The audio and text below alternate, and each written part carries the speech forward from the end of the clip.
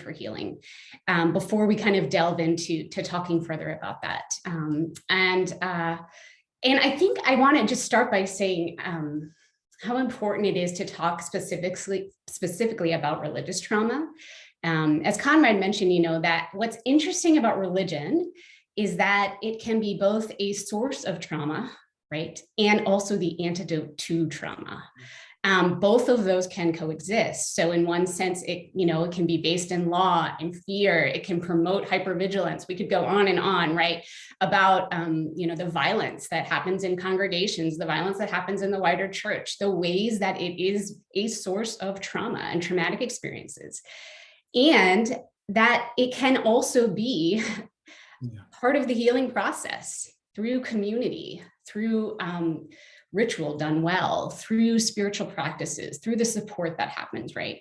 So we're always sort of holding this. And I invite you to sort of just put that in the back of your mind as we walk through this sort of general definitions of trauma and healing, and recognizing this really interesting role that religion and religious trauma in particular plays.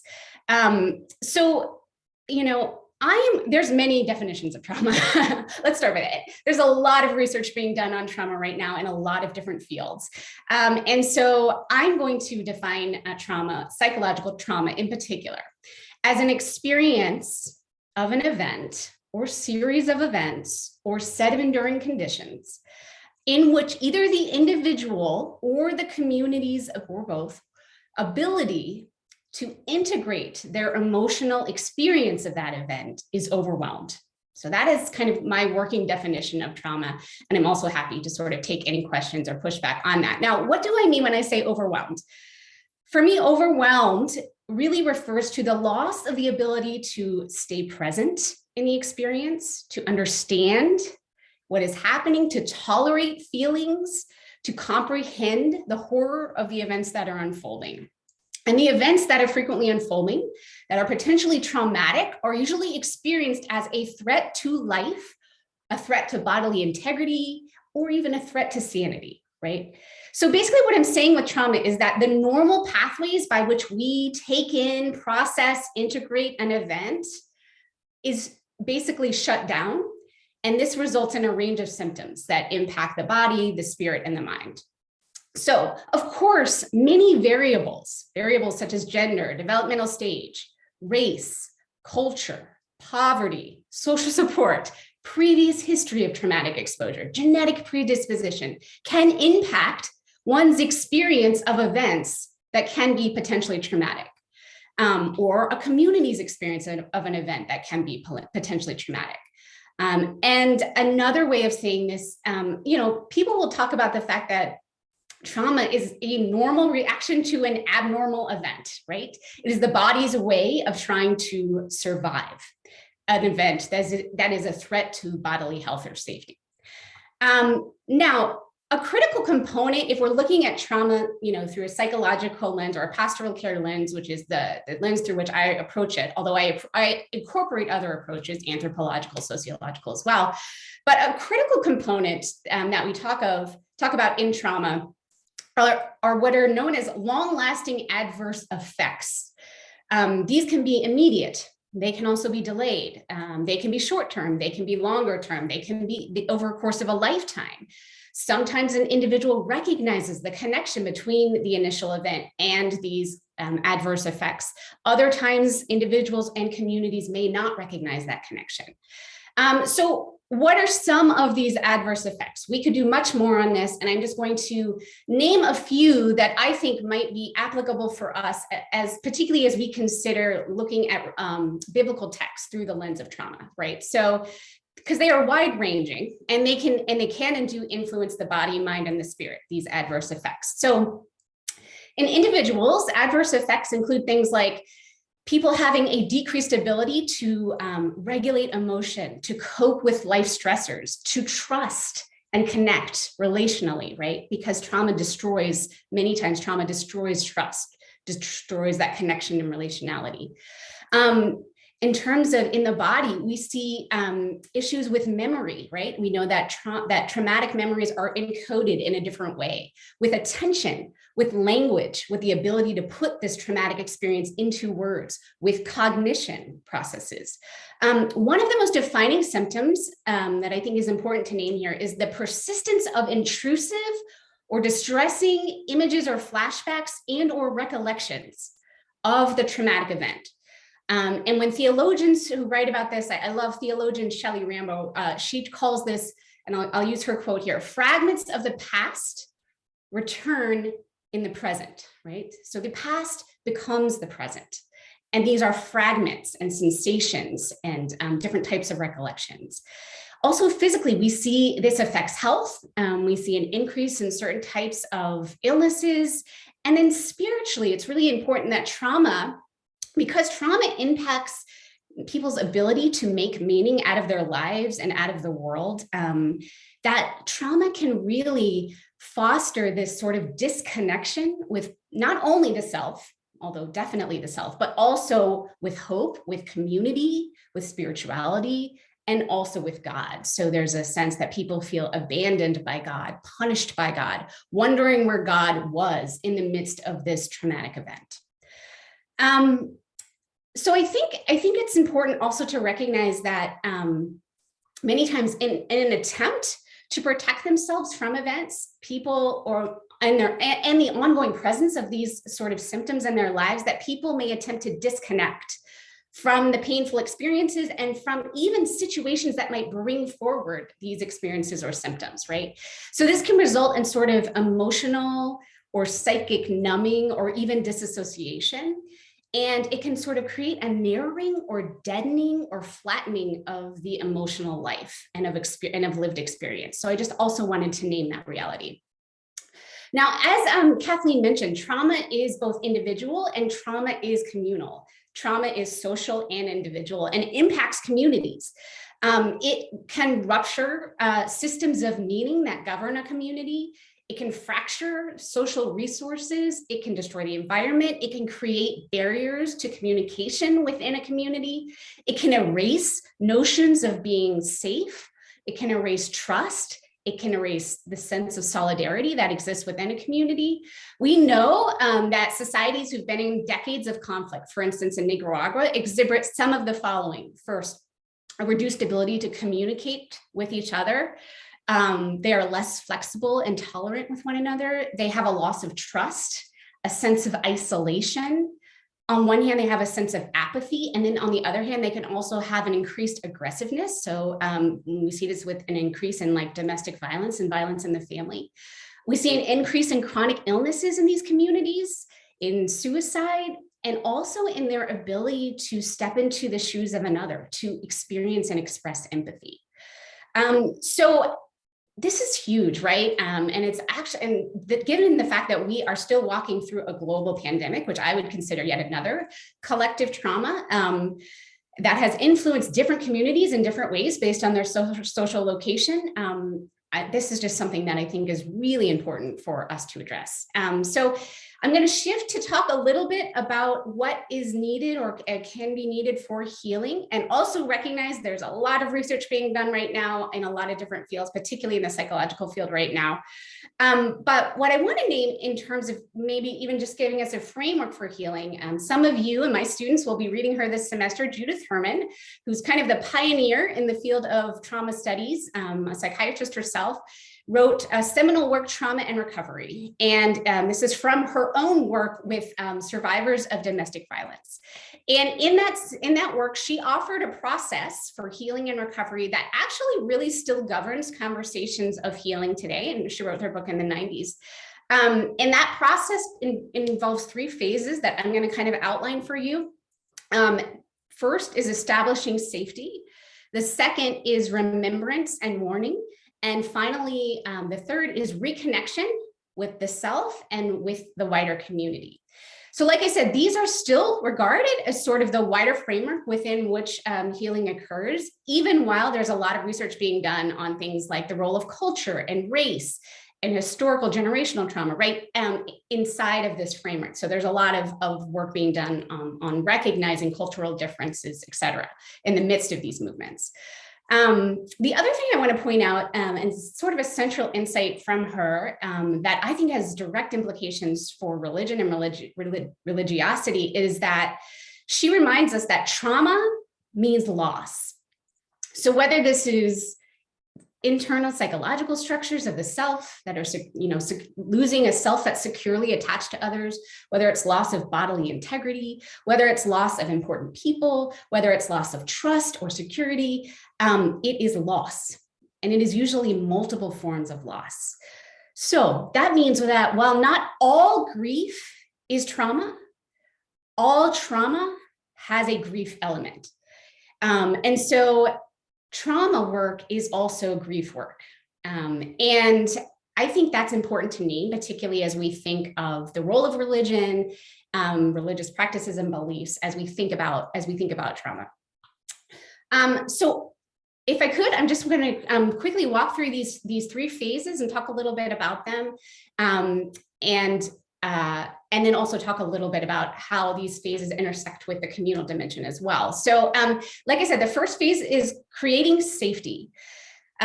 So when we're talking about safety, this involves both physical safety, things like food, shelter, absence of violence, right? And also kind of emotional, psychological, and even spiritual safety, right? Many times when a traumatic event happens, it destroys safety. It is an instance of violence that overwhelms in the individual or community. So the restoration of safety, right? Whether that means food, shelter, removing people or somehow from a situation of ongoing violence is very important before we can begin to address trauma. And on the other note, we really need to recognize that many times survivors of trauma do not feel safe even in their own bodies, right? So safety is about physical safety, but it's also about internal safety, safety within the self, and safety in relationship to others and the power dynamics within those. So when we consider all these dimensions of safety, we want to recognize this can take a significant amount of time. And safety is not a one-time thing. Safety is ongoing, right? Creating atmospheres of safety is an ongoing part of the recovery process. I also want to name, and I think this is really important, that when we lack attention to safety and we prematurely delve into a trauma narrative or a trauma story, this can re-traumatize. And this, they came to this recognition right after September 11th, and they were kind of trying different forms of kind of debriefing, and they were kind of recognizing this is really central. And so fostering safety becomes very important. And so what does this look like? In some ways, it's material, right? It's looking at structures of society that promote, situations where people do not have access to food and resources, et cetera, right? And it's also creating atmospheres of consistency, where there's support of others, where there's a choice. So groups can be helpful in promoting safety, although these are not the same as groups would delve into the trauma narrative, right? These are groups that focus on strategies for self-care and self-protection. Therapeutic approaches, both cognitive and embodied, are helpful in fostering safety. I liked Kathleen's therapists are sacred people. I would agree with that. And these can be helpful in terms of finding resources within the self. So we all have access to resources that promote safety, but they look different for every person and they look different for different communities. So discovering resources that promote and provide and give access to a regulated nervous system to safety within the self. Okay, so the second phase is remembrance and mourning. So here's what we know. At some point, if trauma is really to be processed and integrated into the self and into the life narrative, it needs to be revisited, right? But it has to be done so in titrated amounts, small amounts that can be tolerated. And it needs to be done so in an environment where there is support from trusted others. Because trauma can destroy the ability for people to put this catastrophe into words, reclaiming this narrative becomes very important, but it must be done slowly at the person or community's own pace. It needs to be done over time so that the story can be bit by bit integrated, assimilated, and interpreted and become part of the larger narrative. So we do know that when people have and communities have the opportunity to engage on this journey, testimonies that maybe in the past would have been traumatic can, through this truth-telling and ritual, become more about dignity and virtue, right? And become sources of empowerment. But it's all about the how, right? How we do this. So there are a variety of therapeutic techniques that facilitate the exploration of the trauma narrative in these titrated ways. I can talk more about those if anyone would like. They're wide-ranging. But scholars of religion and pastoral ministers can also notice the overlap with grief work here, right? Because in the telling of the story and in the retrieving of the story, this frequently plunges the survivor into grief. And acts of grieving, we have also been shown that acts of grieving are central to healing because they kind of have the potential to gently start to open survivors to the depth of human emotion. And many times the traumatic experience has actually cut off some of the depth of human emotion for them. So practices like ritual, lament, other mourning customs in different types of cultural and religious communities can be really useful tools in this kind of process of both remembrance and mourning. So finally, this final kind of step or this stage or phase, I don't like to look at this as sort of a linear process because in one sense they do build upon another, but in another sense it's almost like a coil that keeps, because we continue to do these, right? And sometimes, well, safety needs to always come first, right? Sometimes the other two can kind of go back and forth. They're a little bit more ambiguous, but in this sort of the final phase, reconnection recognizes that trauma results in a loss of connection, a disruption of connection with self and with the greater community. It also recognizes, on the other hand, that even though many times this occurred by people, although not always, natural disasters are also traumatic events, that healing and integration comes through relationship. That trusting relationships foster this restoration of connection with the self, with others, and with God. Herman will say that even the smallest evidence of an ability to form a loving connection, one positive memory of a caring, comforting person can be enough to begin this, to foster this reconnection, which I think is really beautiful and really speaks to the strength of the human spirit. So Herman, when she talks about reconnection, she speaks of the work of the witness and this person or community who receives the story and the grief of the survivor. And in doing so, just the act of the reception and the support begins to restore the person to and with community. Now, reconnection with the self and with God can actually be even more complex, if that's possible. So I appreciate this quote from Bessel van der Kolk, who many of you might know. He wrote The Body Keeps the Score, but he reminds us, this is his quote, that it's one thing to process the memories of trauma. It's another to confront the inner world, the holes in the soul that result from not having been wanted, not having been seen, not having been allowed to speak the truth, end quote.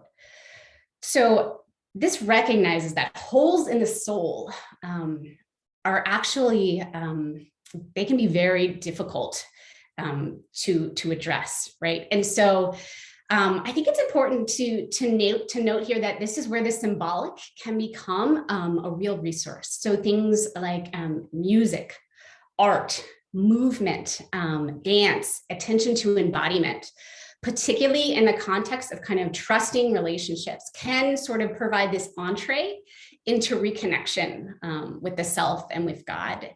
Herman herself is not a theologian, but she astutely names that trauma turns ordinary people into theologians because they have to make meaning again of their life. and of God, right? And they many times have to reformulate theological categories that have been completely upended. And so in terms of in the sphere of religion, you know, a ritual done well, right? Religious music, other spiritual practices, whether it be reading the texts in certain ways, certain types of prayer and meditation, right, that promote compassion and calm and connection can sort of start to rebuild these bridges with the self and with God. So at the same time that I'm sort of offering these phases of healing, I also want to recognize that this is, like I said, not a linear process, and doesn't mean that you walk through these phases or community walks through them and then trauma, fully healed, we're ready to go, right? And theologians such as Serene Jones and Shelley Rambo have really kind of thought, it really challenged us to rethink this linear notion of like death, break, new life, right? And I love Shelley Rambo in particular, who really talks about life amidst death, that death coexists with life. And there are moments of death and moments of life that kind of coexist together. And as opposed to this linear progression, and how trauma kind of really kind of urges us to rethink some of our theological presuppositions and ways of reading the biblical text, which I think we will get into more with both Kathleen and Lewis, because I know they've done some tremendous work on this. So I just want to end by noting that, as I said earlier, trauma is always both individual and communal. And in terms of communities, needs are both similar and different. So like a person, a country can lose its memory or become numb, right? And communities are also in need of safety, physical and otherwise, to begin the journey towards healing and integration. And alongside the physical safety, right, like for communities, safety might look like procuring information, right? Getting more information about what has happened, what are the circumstances around which this happened, how could this have happened, right? Communities also need to be able to tell their story, to engage in some truth-telling, to grieve, to mourn, but it is also important to do this in ways that resonate with their own cultural and religious traditions and their own rituals, mourning rituals, and rituals that speak to their reality. And finally, when speaking of reconnection, you know, scholars who are writing about more collective and communal trauma will add some other components to this, saying that, you know, empowerment becomes very important. Well, and that's, I would actually say that actually overlaps with individuals, because empowerment becomes important in terms of individuals as well. But they would say vindication and restitution in particular, that this is a really, experiences of justice, whether literal or symbolic, often really play a critical part in healing the communities that are traumatized. And so there's a few scholars that have done some work on that. So anyway, I will stop there, and I don't know how we're doing this, Conrad, but I'll stop there. Yeah, what I'd like to do is retain the momentum. So let's invite any questions for you, Leah, before we move on to Lewis. And so any responses, or because you just did an excellent job. So questions or responses for Leah that anyone has. Let's stay with Leah's presentation for the moment.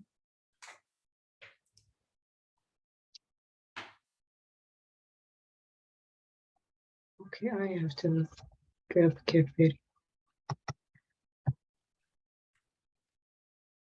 Yes. My question is, and this is a global question, is that whole cultures can be traumatized. And I'm wondering about our own nation being formed by people from across the world who left countries that they were in a phase, had to leave. Many chose because it was so bad there. They brought the trauma, but they never had the healing. So they pass it on from generation to generation to generation. I was a counselor in high school, and I saw it, and I'm beginning to see this as we're studying how we have treated the Native Americans and how we've treated the Blacks, but I had not heard the Native American history until now. It is horrific in terms. Can you comment about that, and how do we begin to deal with that one? Arlene, what a wonderful question, and so important. So yes, we are recognizing the presence of intergenerational trauma that has been passed and continues to be passed from generation to generation, and starting to ask questions about what might it mean to heal this trauma. You might likely are familiar with the work of Resmaa Menakem, who wrote My Grandmother's Hands. And if you aren't familiar with that, you might want to check that out. And his most recent book is The Quaking of America, just came out a few months ago. And Resmaa addresses exactly what you're talking about, this phenomenon that this nation of the US was born of trauma. That trauma is definitely in the folks who were brought over from various parts of Africa and enslaved. Absolutely see that. But where he points out is like the quote, white people were also victims of trauma. That is why they left. And they brought that trauma with them. And he speaks a lot about, what I love about his book is he really looks at the role of the body in trauma and how that trauma lives in our bodies and how it becomes expressed. And so he actually offers at the end of every chapter exercises that people can do to address the intergenerational trauma that lives within them. And there are different exercises for white folks and for folks of color. And he recognizes that some of that needs to be done in separate communities, right? That we need to take some time to address this in an embodied manner, even before it's creating safety, like I was talking about, even before we can start that process, right? That is part of the process of healing. So he is one scholar that I think is really doing some terrific work around that. I know there are others, though. I could send you some resources if you're interested in people who are doing on intergenerational trauma. Yeah, thank you for that question.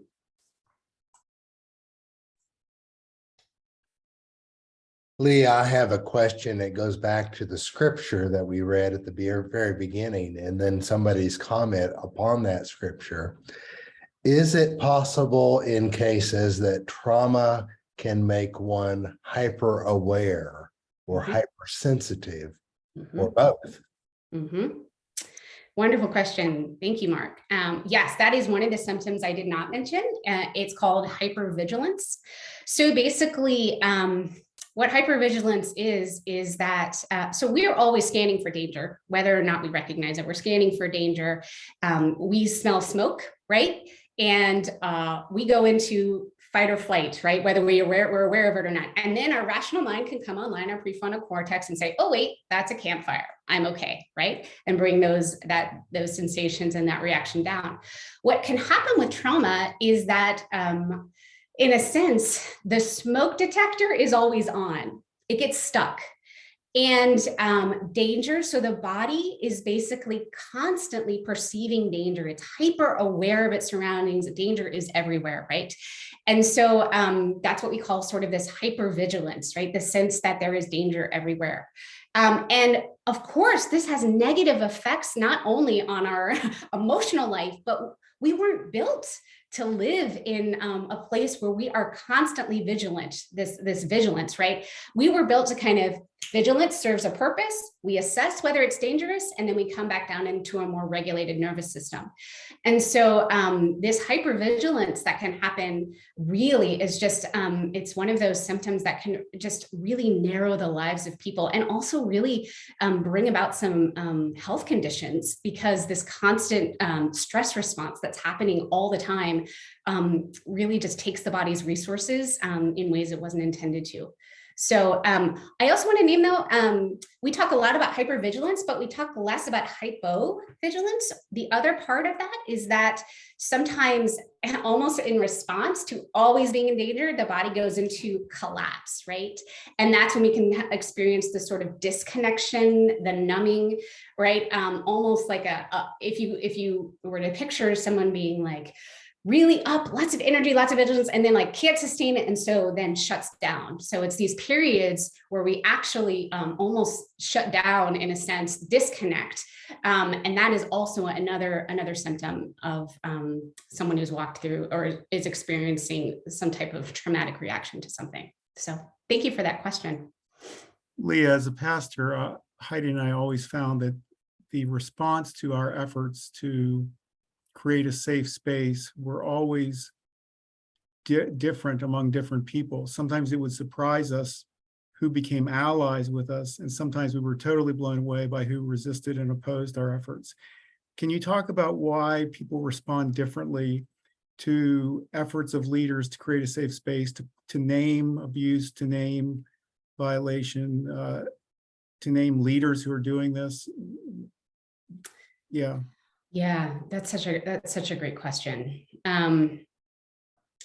So, I mean, I guess there's almost two parts to your question. Like, I think part of the reason it's so difficult to create safety is because everyone has a different experience of safety, right? So what is a resource for me and feels safe for me might not feel safe for you. Because so many different, I mean, we're all this constellation. We are a constellation of our social location and our childhood and everything that we've experienced, right? And so while there are certain things that kind of go across, we think they sort of go across humanity in terms of safety, like it doesn't mean that every one of those is going to be a resource for every person. And that even within that, this sort of like wealth of resources, I guess, you know, for some, like I said, what's a resource for one can be actually detrimental to another. And so this is where it becomes really tricky in dealing with trauma in communal settings. It's almost easier one-on-one because you can, whether it's the therapist or the pastoral caregiver, sort of explore different ways of kind of resourcing the person for safety and say, okay, what's resourcing for you? What isn't, right? When, how does this shift, right? We're in communities, when you have a number of people together, you're navigating all those different nervous systems and all those different histories. And so it's going to happen that even in an attempt to create safety, there might be people who don't experience it as a safe space. So in a sense, that's sort of always happening. And so it's a lot of, to really kind of try to do trauma-informed care, it takes a lot of energy and follow-up and work and outside. It's a lot. It takes a lot, right? Because you're dealing with that type of setting. You know, your question as to why some people perceive trying to create a safe space for instance, survivors of abuse as activating. You know, so the pastoral caregiver in me is like, something is dangerous in that for them, right? What they're doing is having a danger response, right? It's activating their nervous system, and they are having a reaction. It is sending them out of their window of tolerance, and there's a reason, right? There's a reason for that. And they may or may not be aware of that reason. Sometimes they are, and sometimes they aren't. But for us to recognize that, that's information, right? That's information for us when people have that reaction, because it's hitting something in their life that is causing them to have that reaction. And I find that approaching those situations with compassion and curiosity sometimes can help sort of uncover what might have been overcoupled, right? Sometimes it's overcoupled with a situation that's then resurfacing in that particular moment. I'm not sure if that's super helpful. Yeah, no, that's helpful. Thank you. One or two other questions for Leah. This has been really good, Leah. Sure, I have a question. In the past, well, I'll make it more personal. As I've learned a little bit of my grandfather's story coming from Russia and coming through the revolution and some of the atrocities that happened before leaving, there's huge trauma that got past, that in many ways became healed, and then in some ways got passed down through the family system. Wounded people wound people. Yeah. And yet I look at some of my my parents, my aunts and uncles, and some are incredibly resilient, and they didn't have the psychological helps or even sometimes community helps. Why? Like, what are the common factors for people who have found a pathway to healing without the community-informed trauma response?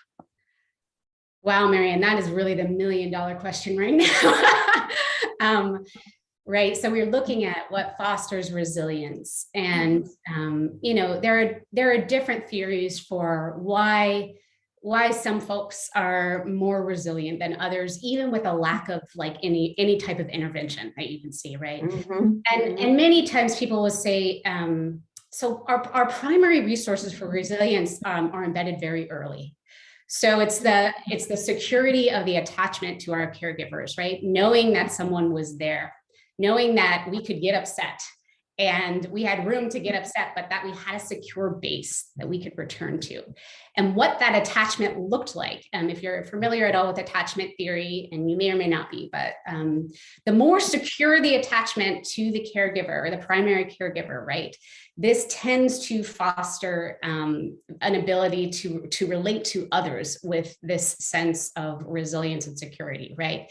Other things that we know, so it's not in, like, how shall I put this? The number of traumatic experiences that one experiences, particularly as a child, will impact one's resilience later in life. So a one-time traumatic experience in a childhood that was otherwise secure, loving, compassionate, with people who cared about you, in a social location where you had resources, where you weren't wanting for food, where you pretty much had, that is very different from a childhood that was full of neglect and abuse, that it was over time, that it was where there was in a situation of poverty, where you never knew where your next meal was coming from. So the number of traumatic experiences, the intensity and the duration will also impact future resilience as well. So that is also a part of it. Just walking through one traumatic experience doesn't, mean that you will necessarily experience some of the symptoms that I spoke of, right? But the more types of trauma intersecting for a longer period of time, particularly in childhood, will impact you later in life, most definitely. So that's another part of it. That's a little window. There's a lot going on around fostering resilience, Arlene. But thank you for that question. Let's transition here. Thank you, Leah. And are you with us for the duration, or do you need to leave early, Leah? I'm here, yes. Okay, so we can come back to Leah as Sure. well. And again, I just want to say how wonderful it is that